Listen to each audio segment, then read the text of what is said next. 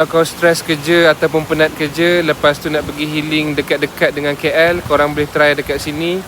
Windmill Upon Hill, Genting Highland. Satu malam RM91 saja. Jom kita tengok. Kita bukan nak healing jauh-jauh pun. Sebenarnya kita nak healing dekat-dekat saja. Cuma kita nak suasana yang berbeza daripada Kuala Lumpur. Kita nak lari daripada concrete jungle di Kuala Lumpur tu. Sekarang ni aku dekat tingkat 41, dekat swimming pool area dia. Kau tengok, Masya Allah, view dia yang penting tu. View dia memang Masya Allah. Swimming pool pun ada. Swimming pool ni dia dah panaskan sikit air dia, tak sejuk sangat lah. Ni juga ada cafe dekat atas ni, tapi korang kena booking dulu dah. Tempat untuk lepak-lepak juga. Dan dia ada swimming pool lain dekat sebelah kanan. Nampak tu? Yang ni dia macam jacuzzi. Masya Allah dia. Tengok lah. View memang Masya Allah. Dekat sana Skyworld. Kalau korang ada bajet lebih, tak kisah untuk spend 300 untuk apartment, korang boleh sewa ni. Antara Genting ni aku pernah jual dulu, tapi tak ada siapa yang beli dengan aku lah. Antara Genting tu lagi recommended lah. Sebab dia ada balcony juga, ada facility, ada shopping mall dekat bawah, and then dia walking distance pergi Skyworld. Dia ada sauna juga dekat sini. Ini area dia. View dia memang Masya Allah.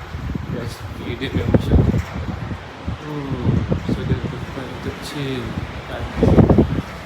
dekat depan gym dia ni.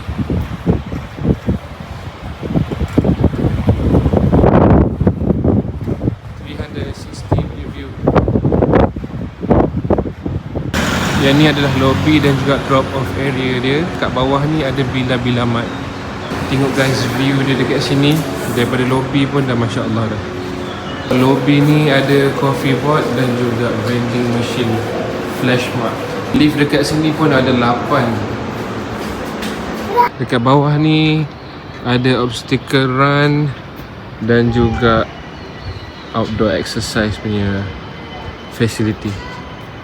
Kat sini macam dah rosak-rosak sikit. Cumanya budak-budak tak main benda-benda ni. Yang paling penting dekat sini adalah view dia. Dan juga suasana sejuk-sejuk ni. Tu je sebenarnya. Ada garden juga dekat sini. Oh, cantik. Masya Allah. Duduk dekat sini. Ya. Ada games room, karaoke room, squash court juga dekat sini.